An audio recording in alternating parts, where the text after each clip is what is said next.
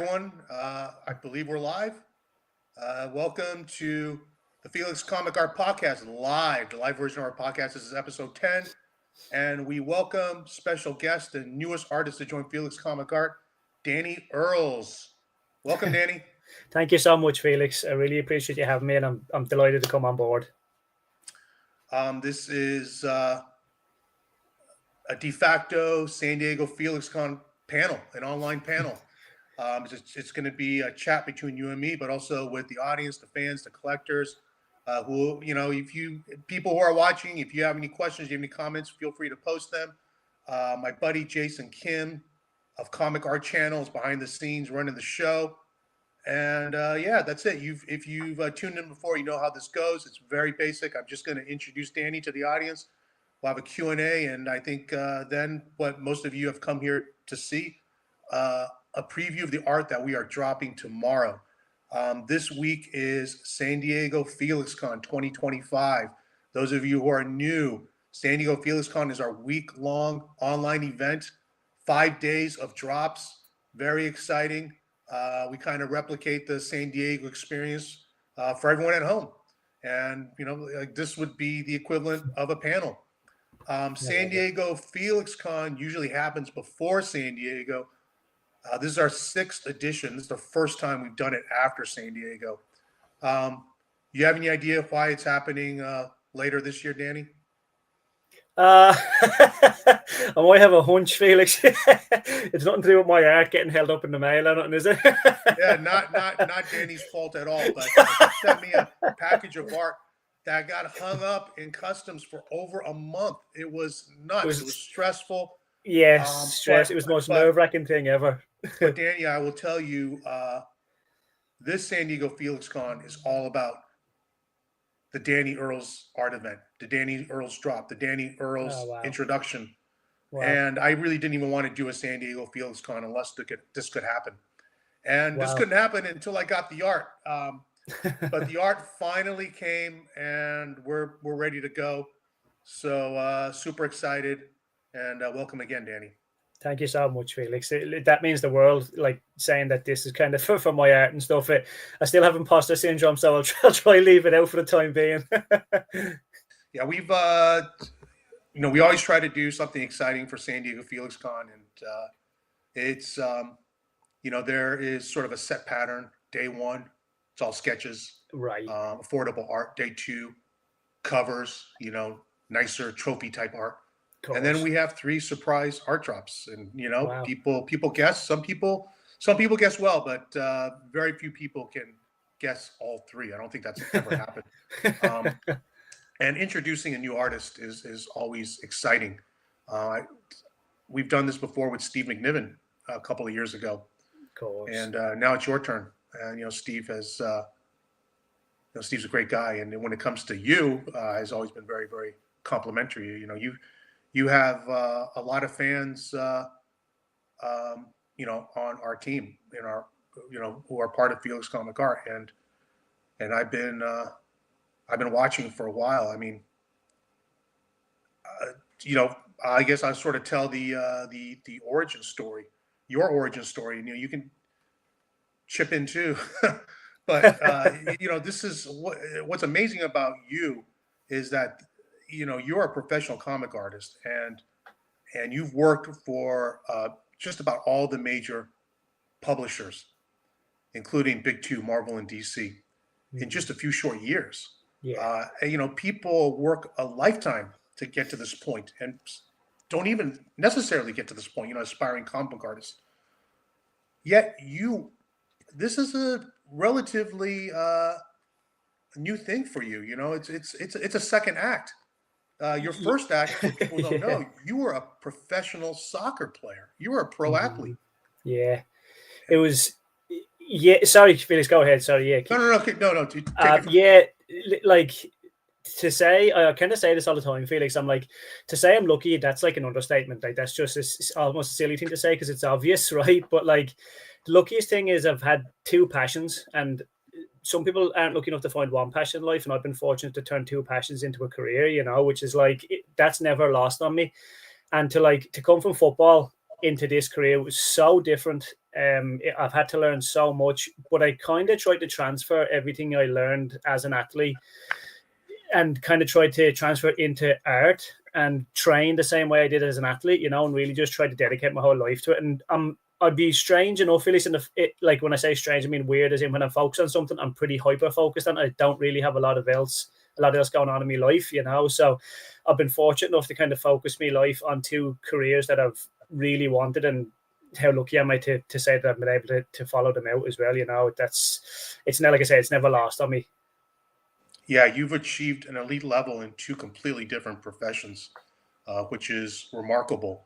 And even though they're completely different, your life and career as an athlete who reached the level that you reached, it's no surprise to me that you've gotten to where you've gotten with comic art, and you're not finished yet. This is a trajectory. This is a trend, and I really look forward to seeing what the next 10 years and beyond brings for you. Thanks, Um, Felix. I mean, you go ahead. No, you go ahead. Sorry. Well, I met you, actually many years ago, and I'm not sure where you were career-wise at the time, but I remember meeting you because, people, oh yeah, that guy, he plays soccer, and I grew up playing soccer, so of course that was Right. immediately fascinating. Um, and it's okay. That's amazing. And then before I knew it, I was looking at your art, and it just kept getting better and better. And you had, Nick Klein was a big champion. He goes, "You got to check out this guy, Danny. Oh, wow. Look at his stuff." I said, "Yeah, Nick, I know it's freaking impressive." And I think Nick was sort of stumping for you to join us. But my situation is, I don't want to bite off more than I can chew, Of course. and I'm busy enough as it is. So even with someone as exciting as you, who in the beginning it would have been a no-brainer. It would have been an instant pickup. These days, I have to consider that very, very carefully, Mm-hmm. and unfortunately I have to say no, unless certain things happen. And right now, well, I'm jumping ahead, but I've been following your work, and it's getting better. And I'm thinking, how has no one picked up this guy yet? I was hoping someone would pick you up, so I don't have to agonize over it more. And little did I know, you reached out to me and said, I've been approached by a lot of reps, but I've been waiting for you, Felix. I said, wow, really?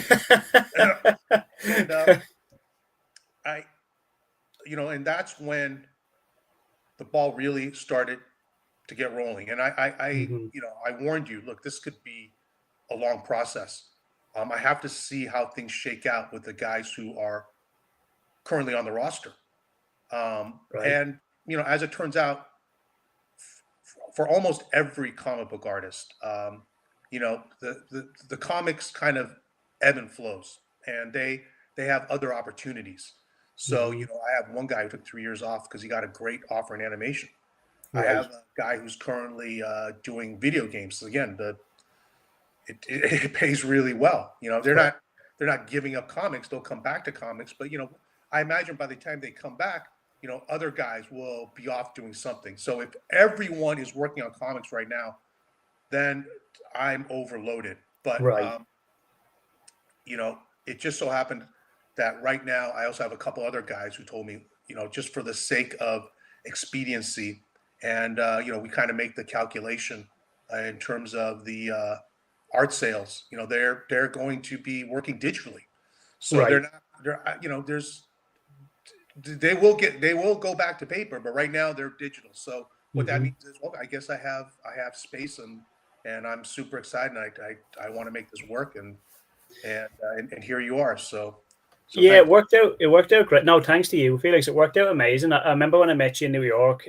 Listen, I've looked at like I think any artist trying to break in and learn art goes on art dealers' websites, right? And at the very start to check out original art and techniques and how people do things. And it just kept on like ages ago, like years ago. I mean, when I was first trying to get good at even learning how to draw, your website kept popping up because all the best artists were on your website, you know, and it became a thing that stuck in my head. I was like, oh, this just keeps on happening. So that your name stuck with me for ages. And then when I met you at New York, I wanted to introduce myself.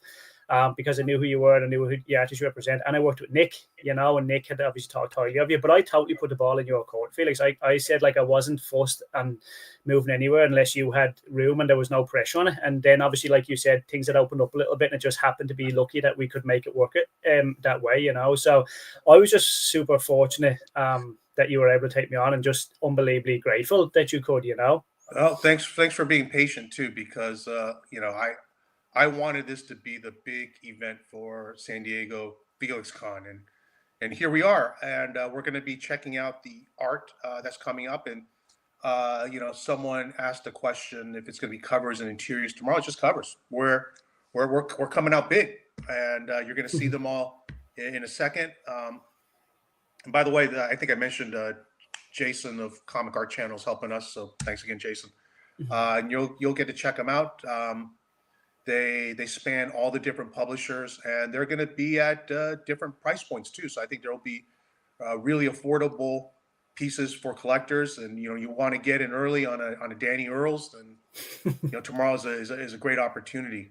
Can we talk about you know, we've been communicating back and forth, and you know, the times you're able to speak are very limited because you keep your head down and you're working on something pretty significant.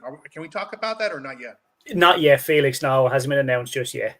Okay, but unfortunately, anyway, sorry to tease folks, but no, but very exciting stuff. But yeah, like you're saying that, Felix, all like getting into comic books is like it's the biggest dream, more than football actually for me, Felix. Football, I kind of said this before with people.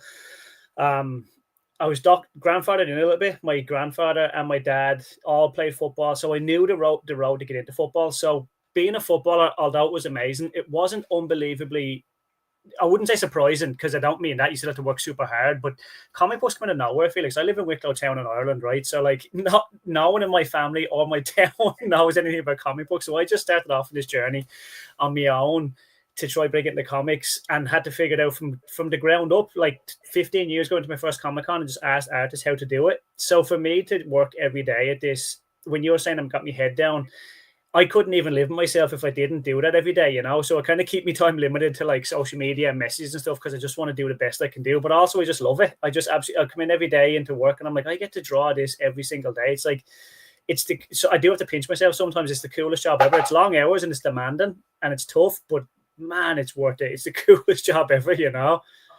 So you apply the same approach and mindset from your athletic career to comics. Exactly. Like literally the exact same, Felix.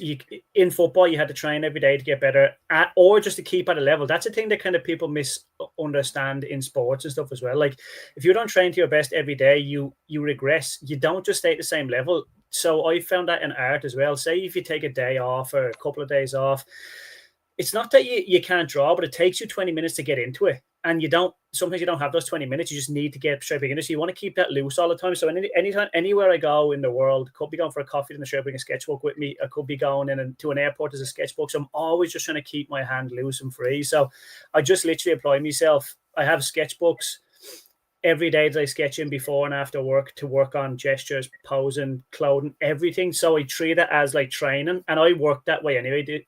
Felix, I kind of work militaristically. Like I'm not really kind of creatively wired that way. I work way better like in discipline. So it suited me down to the ground, just transferring all the stuff I learned from football into art and trying to do it that way, you know. So you're born into football. Yeah, me grandfather, like he was a big manager in the town where I grew up here now. So my whole family is football mad. Like my dad played football. So any kind of question I had, I could just turn to my dad and say, "Hey dad, what about this?" And he was the best. Like dad and role model ever because he never put pressure on me. And I was obsessed with it, and he knew how obsessed I was. So he never put pressure on me anyway. So it was never this helicopter parent. He just kind of, he knew how driven I was. And he was just kind of step back. But anything I needed to know, he knew that. And I could just ask him. But then going to comic books, it's like, wow, where do we even go? So there's an Irish guy named Will Sliney who's been amazing for me over here to ask questions. But honestly, Felix, Nick Klein has been like, he's been unbelievable for me. Like since knowing Nick on the Hulk, like he's he's like me comics dad now. So I just ask Nick anything I need to know about comics now. I see in his influence on your art, which I'll talk about when we look at the pieces. But I was getting at, I mean, you were born into soccer, both in terms of your genetics, but also your environment. But I think that's true with artists too. Some artists are just born. Yes. Like Trad Moore.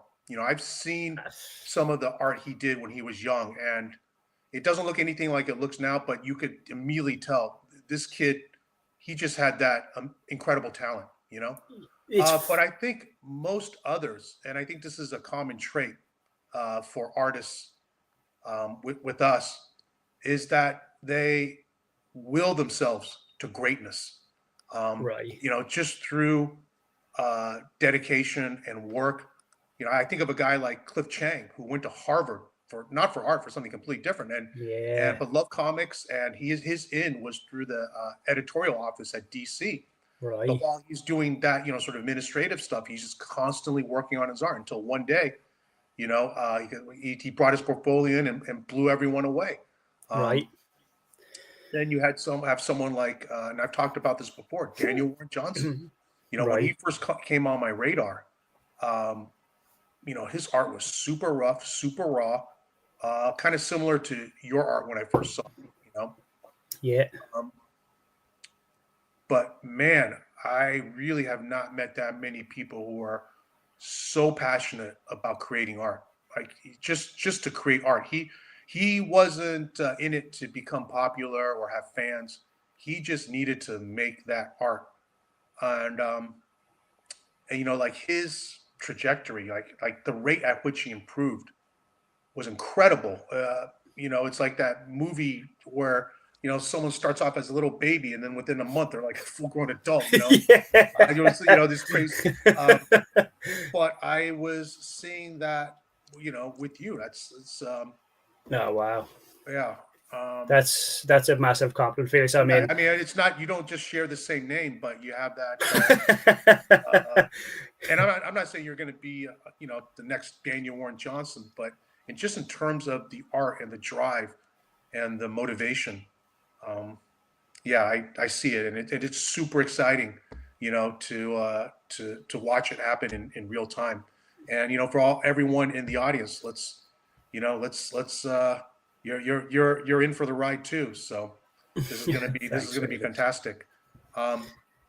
Thanks, Felix. That I just want to say thanks for that compliment. I mean, that's Daniel Warren Johnson has been an inspiration for so long. When you see Dan talk about like his art and his process, you can see the passion in him, and that's something I kind of live by. Felix, it's just passion. If nothing else, if I try something and I fail, it won't be because I didn't try my hardest. You know what I mean? And that's what I've always lived by. It's just pure passion. And to see the way Dan draws, and you see how, like you said, how much better he got. I'm just trying to better myself as an artist every day. That's kind of all I'm focused on, and everything else is a byproduct that comes with it. Being able to draw amazing stories for these companies, but just being the best artist I can be is hopefully then what will drive me to kind of then get great stories from these big companies. Well, it's super inspiring, and as fans and collectors, when we see this, we can't help but root for you guys. Thank you. I guess similar to pro sports. You guys are the pro athletes of comic art, and you got fans, and we're going to build a fan base, and a lot of that is not just your art, but also personality. And like I remember the first time I met you, like I thought your art was okay, but boy, what a nice guy.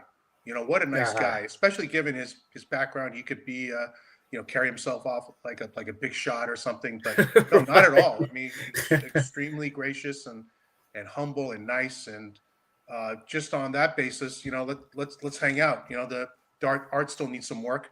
And then before you know it, follow you on social media. It's like, wow, how is this the same guy?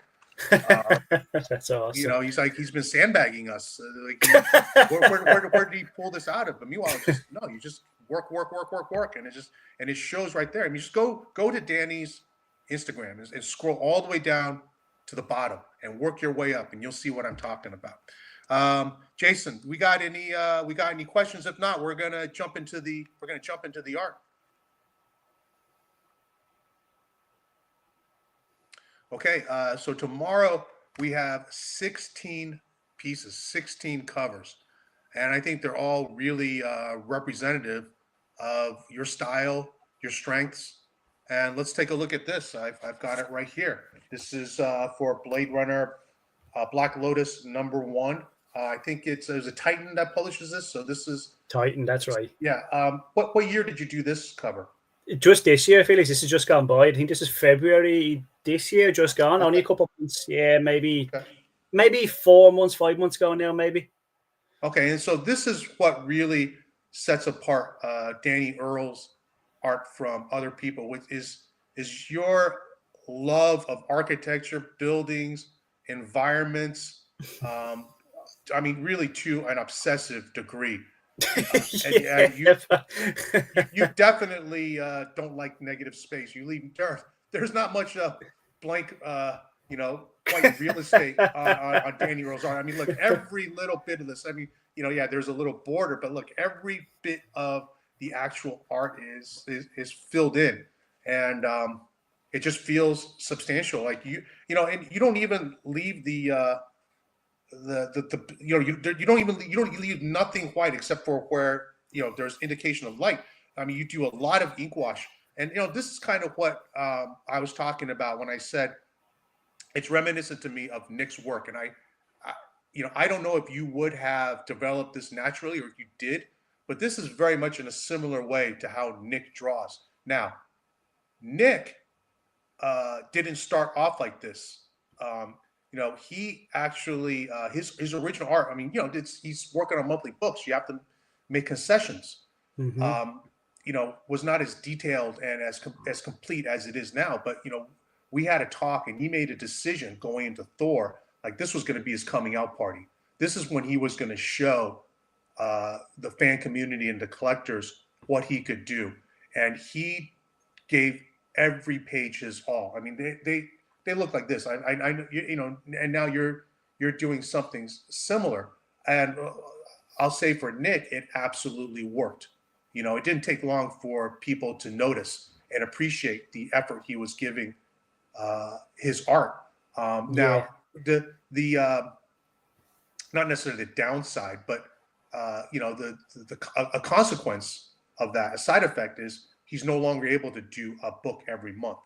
Mm-hmm. He can only, it's not possible. So there's gonna need to be guest artists, and It just so happened you are a guest artist, and you're following Nick. Well, I mean, would you have drawn like you draw anyway, or were you sort of wanting to like have a little stylistic consistency? I think, Felix, I think I got paired with Nick at the start because, like, I can't even, like, making comparison to Nick because he's a giant. He's so good. It's scary. But I think I got paired with him on Hulk at the start because I drew an ink wash, and I drew it in that kind of horror style and that kind of, I wouldn't say older style, but that ink wash kind of horror look, like the EC comics and stuff. So I think that's why they paired us up initially, Felix. But then I learned a lot from Nick about, like, in my interior pages, I'm trying to leave when you talk about negative space, I'm trying to work like my tones, my values. I'm trying to really show white more so as a storytelling tool, not necessarily for less work, just to kind of to make things clearer and stand out. And I learned a lot of that from Nick. Nick's amazing at that, and the way Nick renders through like kind of a Bernie Wrightson style. I've really tried to learn that this year. That's been my biggest focus, and trying to render muscularity and kind of how bounce light works on muscles, not just throwing it in as an effect, actually understanding how it works. So Nick's taught me a lot on that, but I definitely drew similar before I even kind of knew Nick and stuff, but I've definitely learned a lot from him as well. He is the main man. Like, he's so good. Well, I kind of have a feeling you would have been doing this anyway, and but it just makes it a perfect match, with Nick. So we have a question from Chris Hacker. Felix, longtime listener, first time caller. A quick question for Mr. Danny Earls. What's it like being the coolest person in comics? Does that overabundance of cool come with any added pressure? Chris is from Oblivion Bar podcast. Felix is amazing. I met him last year in New York Comic Con. He's like the coolest dude ever. So thanks, Chris. I won't take that, and I can't accept that, but I appreciate it, mate. All right, on to our next cover. And I've got that here. This is a Casey Jones cover. Very popular fan favorite character from Teenage Mutant Ninja Turtles. Let's see, what issue was this? That was for the release. Casey Jones won. Yeah, Casey Jones won. And once again, you've got the crazy building work. You must love cities. Yeah, I feel like speaking on covers, Felix, and like how much I do work on covers, I feel like covers is a chance to showcase things. Interior work is about storytelling and telling the story, and obviously I put as my heart and soul into those, but sometimes you have to kind of make sacrifices in places, and the cover you don't, and I never want to, and it's like I set myself to something at a time. One day to pencil, one day to ink. I can do it both in one day if I need to. But I'm like, no, let's really go to town on this and make sure it like the composition's good, it all reads correctly, and then just have fun with it. I adore New York City. It's my favorite city in the world. Like, I adore it. So drawing him and the turtles, and I love being able to flesh out that background. And I don't really leave lots of imagination here, as you can see, but I love doing that. Even the manhole cover. It's incredibly detailed. Yeah. So Marcus Way has a question. Do you use photo reference for the buildings? Yeah, that's a good question, Marcus. People always ask me that. I have I would get a reference of like New York City buildings, and I would look at that and say, okay, what's indigenous to New York City? Why does that make that New York City? So I don't look at a piece and like draw the picture that I'm looking at. I will just pick my composition, pick my perspective, and say, okay, what will make a city look like New York? And I've kind of drawn it so much now, Marcus, that I have a bit of a morgue foil in my head that kind of just pulls out. If you draw like your fire escapes, that's pretty much New York City, right? I always feel like if you draw like buildings that are set on top of one another, so like it's almost like old Victorian England, and that works for New York City too. Like one building juts out and juts back. There's all these little levels and different levels in New York City, so I feel like that works. But I definitely look at reference to see what makes a building look like a building in New York City, but I don't draw from reference and just copy it. I'd be too bogged down with that. I like kind of being free and making up building like kind of sizes and shapes as well. Fantastic. And moving on from buildings, this is going to be a change of pace. Next cover, Jason. This is a DC Trinity cover with Superman, of course, Batman, and Wonder Woman, and no buildings in space, but there is space, which again, I think we as art collectors, we see a lot of art. How many times have we seen art where they actually, someone renders space the way you have with ink wash, and it's actually really beautiful. Thanks, there's no way to truly appreciate it unless you're holding it in your hands. But again, it's you don't. I'm not going to say drawing buildings becomes a crutch. I mean, obviously you love to do it. I will also say that I would not assume you'll be doing that forever. But right now it's fantastic. But at the same time, you don't need it. It's not necessary to your art. And this is a perfect example of you sort of changing gears.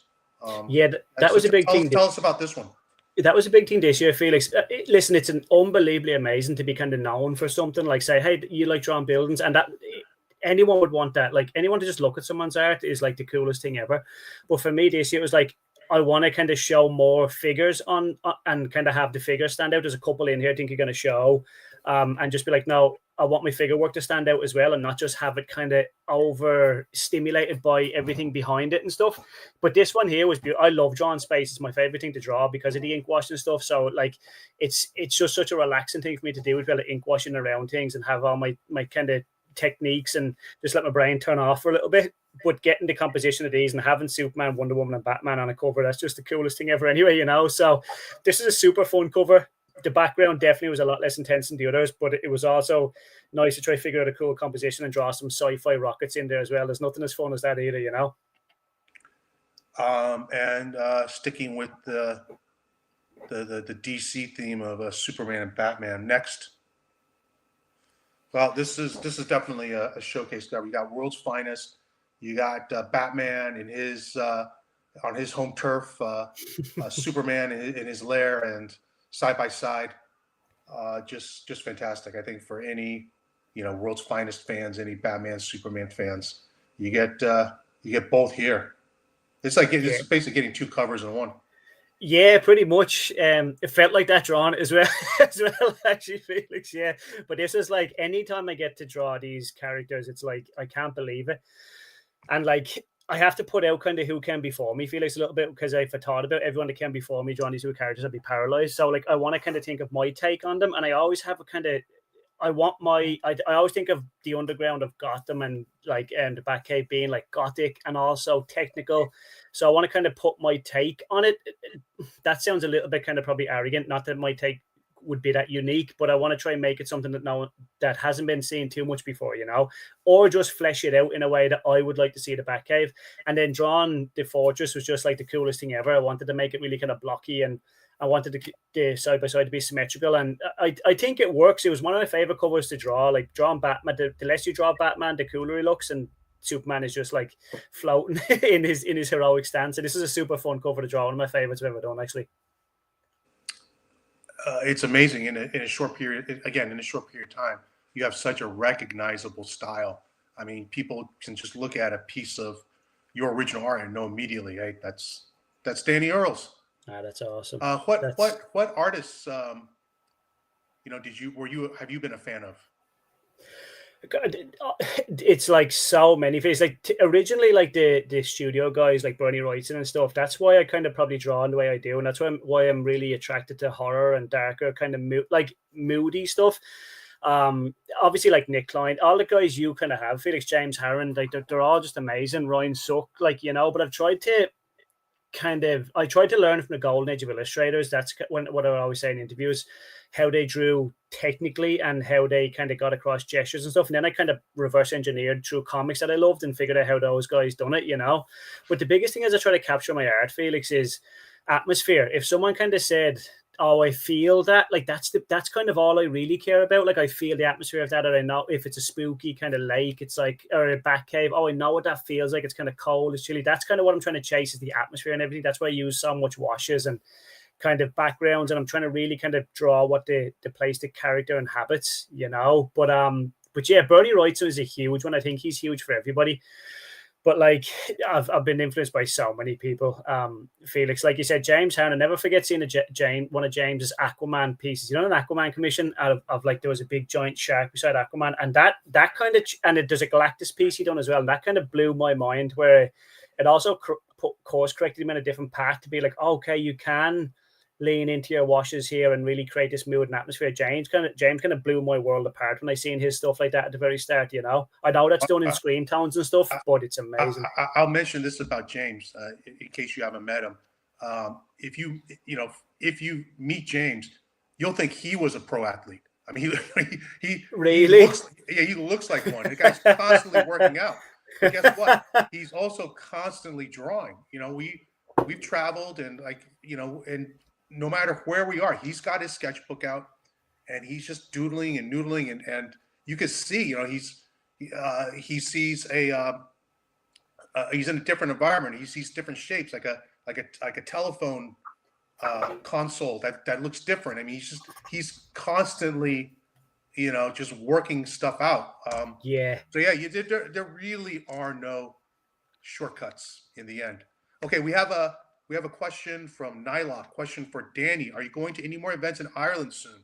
Shame you couldn't make DCC. And thanks for checking out my art at Forbidden Planet on Free Comic Book Day. Oh, awesome. Yeah, I remember you. No, look, I'm not going to any suit. There's nothing actually coming up really until spring next year in March. I was in the middle of a deadline last weekend. That was getting on top of me, pal, so I couldn't go to that one, unfortunately. But I'll go to Dublin Con at least once a year, pal. So look out for me there, mate, definitely.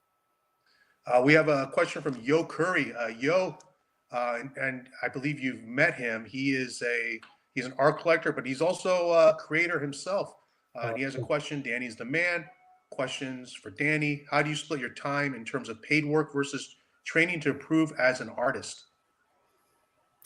Uh, that's like, it's a good question. At the very start, yeah, I was like, there's this guy named Tom Fox who he has his anatomy books online. I never forget when he said he used to wake up in the morning and sit in front of his oven because his oven had an analog timer on it, and he used to sit there from 3 o'clock till 9 o'clock in the morning and just draw. And I took that to heart. When I see things like that and they mean something to me, I get obsessed about it. So I done that for near on 6 years. Mate, used to get up and just sit in front of an oven pretty much twice a day, working on anatomy, my gestures. Now, mate, I try to work on stuff in my issues because I'm working so much. So I'll always sketch for 20 minutes at the start of the day and 20 minutes at the end of the day.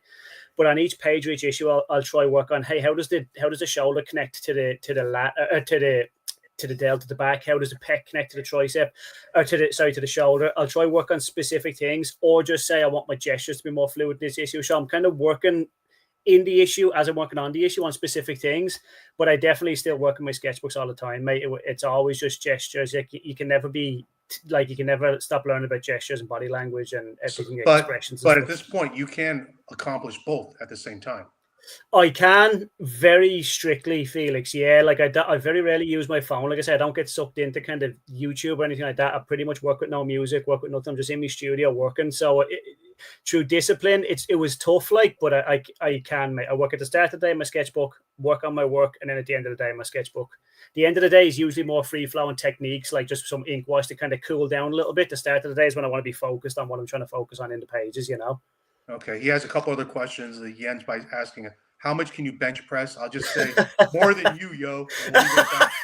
We leave it at that, exactly. What are you focusing on improving now? Right now, it's bigger characters on pages, Felix. It's trying to, I was going to say the character I'm working on, I actually can't. Thank God I didn't. But trying to make the character in the book the character of the book. So I'm trying to kind of give focus to making the main character in the book feel like him. It's hard to talk about when I can't speak about him, but like there's a certain pose that this character will have and make it seem like him in every single pose. And there's certain artists or certain ways you'd see artists draw things and think, oh, okay, I know why he's doing that. And then trying to reverse engineer that into my own work, you know? So that's really what I'm focused on at the minute, and trying to really amp up the main character in his own book, if that makes sense. Okay. And hands. I'm always working on hands. That's always, anyway, everyone's always working on. Yeah, Yo Curry says, ouch. I meant, yo, you're super impressive. Don't get me wrong, but this is a pro athlete we're talking about. Okay, Jason actually has a hard out at 2, so we're gonna have to run through these covers. And we're just gonna do one question for now. We'll get through some covers, and we got time. We'll get to more questions. But Chris Hacker asks another question. Can you talk about how important it has been having a strong work ethic when it comes to succeeding as an artist? It's the most important thing, Chris. It's the only thing I've found that works, mate. I have no zero birth-given talent, nothing. Like Felix said, if you scroll down to my Instagram, I have posts up from 10 years ago. I have no artistic ability whatsoever, pal. The only thing I've ever got through life is my work ethic, mate, and it's discipline and work ethic. I have a saying don't let your action be dictated to by your mood. Like we're procrastinators. If you don't feel like drawing, you're not going to draw, but overcome that and just sit down and draw, and within 20 minutes you'll want to be drawing anyway, you know. So everything, pal. Great. Next cover, Jason. And here you go. You're talking about posing and physicality. Yes. Here's a He-Man cover. And actually, I think I kind of jumped the gun on this one. So next sorry about that, Danny. I think this was actually supposed to stay under wraps. But anyway, it will be at the drop tomorrow. But here we go. This is a Spawn cover, and this is, this is like almost a perfect representation of Spawn and what you'd want in a Spawn cover. And I'm guessing you were approached by Todd McFarlane, who, of course, has an incredible eye for artists. And I think it's quite a compliment, that he picked someone who's really at the start of their career. But again, that just goes to show how far you come and where you are. So yeah, tell us about this. Yeah, that was a dream. Felix Todd's one of my idols. I think he's everyone's idol, just who he is as a person, what he's done, you know. And Spawn is, I grew up with Spawn. It's such a cool character. So I always said if I got a chance, I'd put my heart and soul into it. And like I said with Bernie Wrightson, I love drawing graveyards and everything creepy. So I really didn't leave anything on the page for this one. This was like a dream come true to work with Todd. So it was like I tried to put my heart and soul into it. All right. Next cover. And I'm not familiar with this, but this is from a book called Nemesis. Yeah, Gail Simone wrote that book, Felix. Yeah, me and Gail were trying to work together for so long because obviously Gail's story kind of helping me break in and stuff. And she got me on this book. Yeah, so it was for Titan Comics as well. Nemesis. It's in the what's the name of the movie that Zack Snyder done? Rebel Moon. It's Rebel Moon Nemesis. That's what it is. Yeah. Got it. This character is very Electra-y, so it's pretty cool. Yeah, absolutely. Next cover, please. So again, this is a very cool cover, but for those of you who are looking for a nice entry-level Danny Earls cover, this would be it because it's unpublished and it's going to be priced accordingly. And congrats to whoever is going to jump on it first. But yeah, is this for sure unpublished? Is it currently unpublished? Will there be any chance for this to be published? Tell us about it. It won't be, Felix. No, it was drawn in the wrong format, so it can't be published, Felix. It was a bit of a miscommunication, but totally my fault. I'll take all the blame for that. It was supposed to be for Penthouse Comics, and they got in touch, and unfortunately, it was formatted wrong on my part, so we just didn't end up going with it. So there won't be any chance that it will be published, but it was supposed to be for an issue of Penthouse a couple of months ago. It was a fun cover. I don't get to draw a ton of women in my work, you know, so it was a fun cover to try something different. Like you talk about backgrounds, it's very sparse in compared to what I do, so I tried to go more designy with it rather than anything else, you know.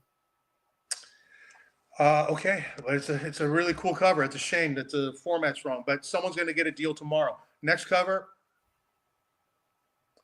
and you know, look, I think Mighty Morphin Power Rangers are goofy as hell, but this is just a badass cover.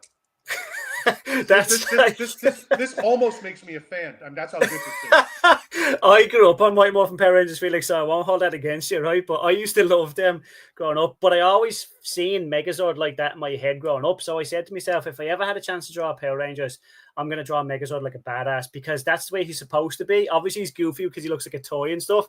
But I'm like, no, I'm going to draw him like a badass. And luckily, the editor passed it. So I was like, okay, that's awesome. I got a chance to draw him a badass Jaeger Megazord. even the Power Rangers look cool. Yeah, but it's that Megazord is just super imposing. Yeah, just your eye is immediately drawn to it. Really, yeah. Very cool. Thanks. Okay, next cover, Jason. And here we go. Here's Marvel. We had DC. Now we got Marvel. This is obviously a Hulk cover, and you talked about your love of horror. This is body horror expressed on paper. Yeah, this was.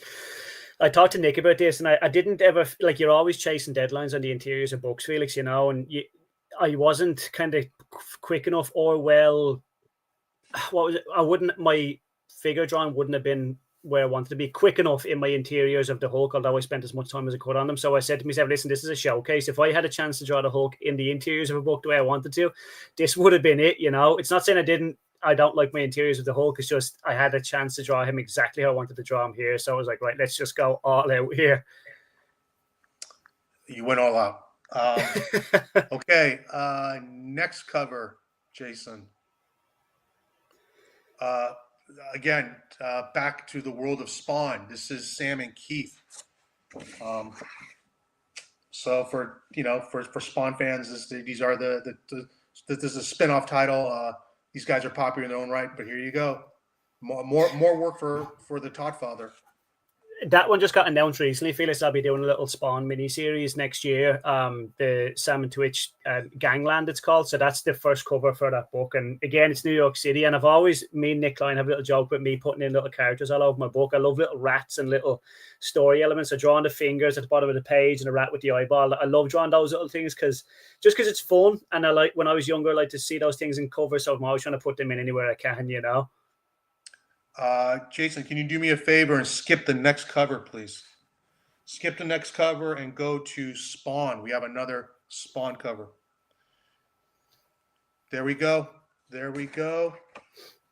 You did not one cover, but two Spawn covers, and here's Spawn in his sort of other home turf environment in an urban setting. Once again, you go absolutely nuts on these buildings. Just yeah, you know, like Wrightson. You look at his stuff, like this guy was obsessed. Like he may have, you know, I'm not trying to play amateur psychiatrist, but there had to be some OCD going on, and there's definitely some OCD going on. Definitely, I'll take that. It definitely was. Yeah, I always try to like frame my covers or something, Felix, with like negative. When I say negatives, with shapes and stuff. I know it's just hectic, but like you see the buildings and he's out. My characters are just framed in something, you know, but drawn. It's actually one of my first covers I've ever drawn as a down shot, Felix. I've had a lot of editors ask for up shots and kind of cool buildings from. It's one of my first times I got to draw a character looking down on him, so that was a super fun kind of new thing to do. And I've always wanted to do it, but editors just kind of liked the first Batman cover I done, and they always kind of asked for it. So I was like, okay, let me try this now, you know. All right, next cover, Jason, and this is a Superman cover. You know, sort of Superman from every aspect of his life. Where that Batman and Superman cover is like two covers in one. This is four covers in one. Yeah, I think Chris Hacker asked about Action Comics 1085. I'm not sure. I'll look. You know, we'll talk about. This is an Action Comics 1085, is it? it could well be, Felix. Okay. I should have put it at the top. It's definitely Action Comics, but I'm not sure if it's. I should know that, but I'll have to look at that myself. Okay. But I mean, that's just a fun cover. My editors have been amazing to me at DC. Like they just let me draw the craziest things, and having it like to be able to draw the origin story to where he is now. Like no one gets to do that on a cover. It's so fortunate, you know. Okay. So people are asking about different covers in the chat, and I'll just simply say that these are the ones you've sent me. You know, there's some you'd like to hang on to, which is totally fine. This is the first time your covers have been offered like this, and you know, it's going to be fun. It's an opportunity. I don't know if the covers, there's certain covers that people are asking about that aren't being shown today, if they'll ever be available. I'll just say, you know, like I tell everyone, sign up for the newsletter, please. All updates, announcements go through the newsletter. When I know something, you guys will know something. And then people have also said, hit that like button. Yes, please hit the like button. It helps the algorithm, blah, blah, blah. Wow. We're coming to our last two covers, and next cover. And I, you know, look, this cover doesn't immediately scream Danny Earls because you don't have the, you know, the crazy background environment, but this is just a badass Flash cover. Yeah, gorgeous. Thanks, Felix. Yeah, thanks. gorgeous. Yeah, I always try to like with covers, Felix. I try my very best to think through them and to just give the editor what they're asking for, you know. But my favorite thing in this one is being able to spell Flash in the background. Like the editor went for that when I put it in as a layout, and I love those old kind of 70s and 80s comics, you know, that done that a lot more. And it was such a treat to be able to get to do that in this cover and be able to kind of flesh it out behind him. It's like it was just so fun, and it felt like kind of what the comics I grew up on, being able to do that. So to get the chance to do that was amazing. Well, Mauricio Ola points out how he spelled Flash with the debris is crazy. And indeed, you know something? Thank you for pointing that out, Mauricio. I have been staring at this cover just because I think it's so kick-ass. I totally missed. Indeed, FLASA. Crazy. Crazy. Thanks, Mauricio. Yeah. Good eye, Mauricio. All right, down to our last cover, and it's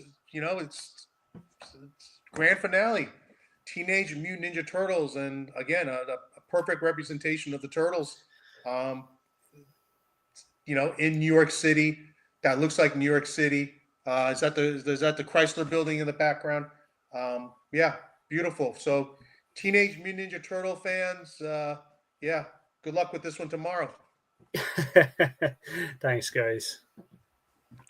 Okay, let's get to some questions, Jason.